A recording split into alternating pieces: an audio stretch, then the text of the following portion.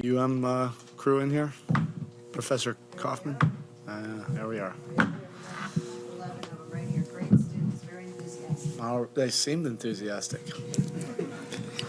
Erik, from the way it started, down 15 early, obviously giving up a ton of points in the first quarter. How did this team wrap its head around what it needed to do? And what was it like to see your guys come back, collectively do it from distance, and just do it with grit? Yeah, I mean, I think we've developed a lot of grit this year. And we knew that Atlanta would come out with a totally different disposition, and they sure did. They had us on our heels. Everybody was all pissed off and angry in that first half, and rightly so. But you do have to give credit to Atlanta. They're an explosive offensive team, but we stayed the course. I thought it was really important that we got that thing to under 5, going into halftime, and from there it just becomes a great competitive NBA basketball game going down the stretch. There's going to be quite a few more of these remaining, and our guys are competitors. They love these kind of games. It gets my stomach twisting and turning and everything, but these guys just love it. But it was important to get this 2-game set. We knew the context of it. We knew the importance of getting these 2 games, so we had at least the advantage against Atlanta 3-1. And there were a lot of really inspiring plays. I thought our bench, or our second unit, was outstanding. Caleb was outstanding again. I just told him he's our version of the Matrix.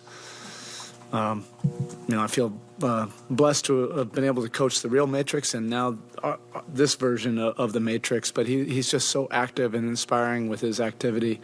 And then on the other end, just seems like the ball finds energy, which it did with him tonight. And then clearly Vic and Duncan, had their moments in the second half, and that was really fun to see. You sort of answered the question already, but so we don't need to go through it. Well, but we're going to, because Ira laughed. When the second unit, and you don't call them the bench. I mean, it's Vic's a starter, Caleb's a starter. They both played starter minutes. But when they get going, just how much easier?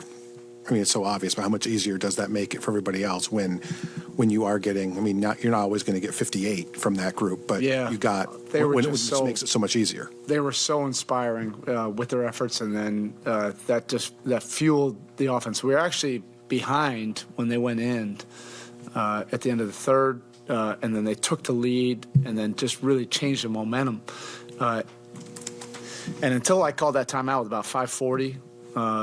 I didn't want all of Heat Nation just blasting me for not having Jimmy Butler in the game earlier. But they really earned those minutes, and that's what you wanted. And Jimmy even wanted that. There's just been a lot that the whole team has been going through, and it's just really fun to see, that group come together and collaboratively find a way, to push the lead and have those kind of moments in the fourth quarter. They all earned those minutes tonight. 3-point shooting is the obvious thing, but just the attempts at the rim, the free throws you guys drew. What did you like about just the offensive process? The aggressiveness.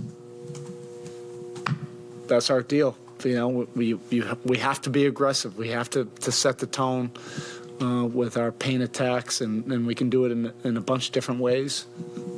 If we do any of them, any one thing, too often, that's not a good thing. But we do have to stay consistent to that attack. And we had our paint touches, we had our rim attacks, we had our free throws. We were able to get Jimmy to the line, Bam to the line, and that just sets up, the other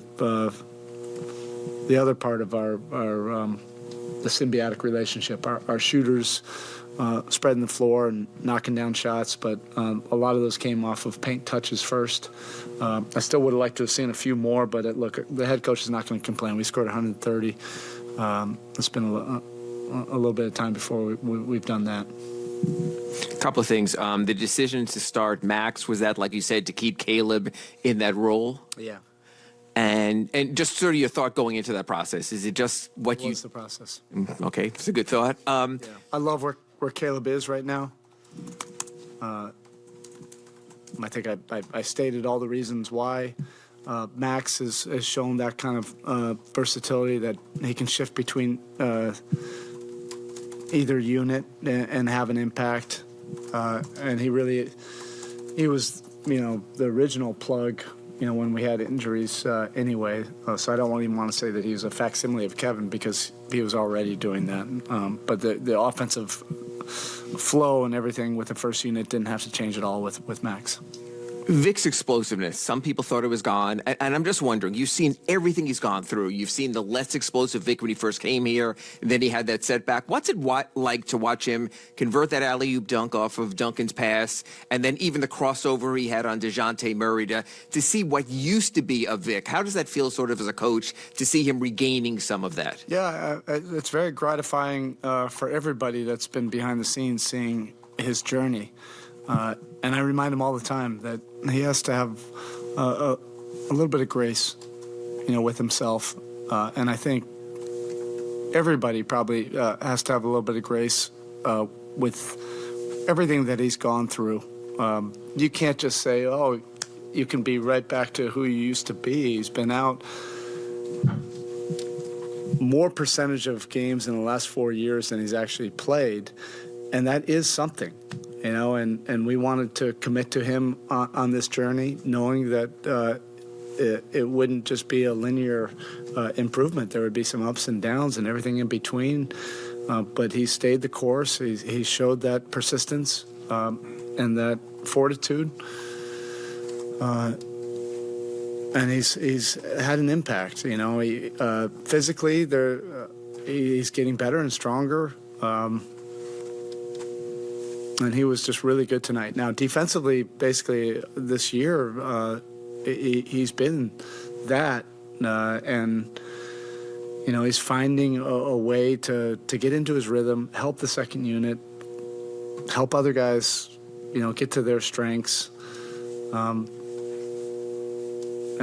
that's just not an easy thing to do. But he really impacted the win today. And we needed that burst, from him tonight. That was really important, and it's great to see, because I've probably seen it as much as anybody behind the scenes, just all the sweat, the grind, when nobody's watching. And so often that's what this league is about, when you do all your preparation, all the countless hours, and nobody has any idea. But because you're happy for a guy when he's able to produce like that for his team and impact winning, particularly everything that he's gone through. Just back to the shooting for a second. Is there any correlation between the percentages trending a little bit up and the volume being relatively down, maybe in terms of shot selection on the threes? Possibly. I would say more some other decision making and some other shot selection, which I don't have to get into all the details. If you want to call me later, I can. But yeah, so much of this league offensively is about decision making.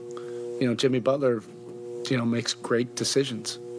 When you're shooting like this and you're getting your attacks and you're getting that symbiotic relationship between the attacks and three-point shooting, yeah, I certainly would even like maybe a few more three-point attempts.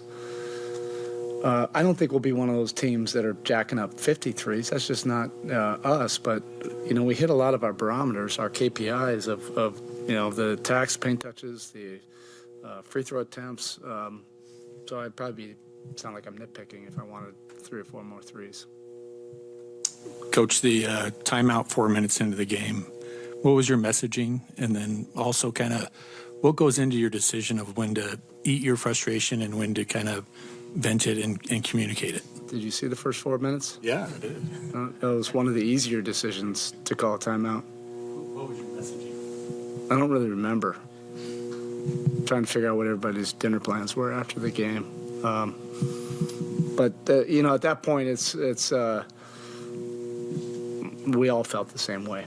We have a bunch of gnarly dudes, and that was not the first half was not our best performance. And again, this is a dangerous team. They put 70 points in the paint against the number 1 point protecting team in the league. That says a lot about what they're capable of, and both things can be true. we didn't really set the tone either the way we're capable of.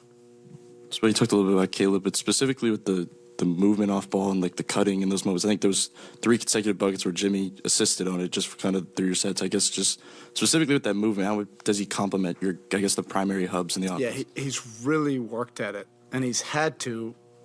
I think that's a direct correlation to his minutes and games that he's played with the starting lineup, because that is really nuanced, the spacing, for Tyler, Jimmy, and Bam. So he's learned how to fill in those gaps, not just as a three-point spacer, but getting behind the defense or cutting. And as we say all the time, the ball finds energy, and it found him tonight. Even that play at the end, Jimmy was really happy about that play too, where he hit him on that cut right at the buzzer, the shot clock buzzer, and he got blocked by Capella. Capella made a heck of a play.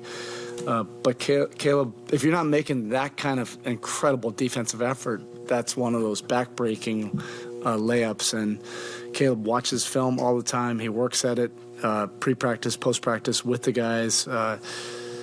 And there's been significant carryover in the 2 years with us. Okay?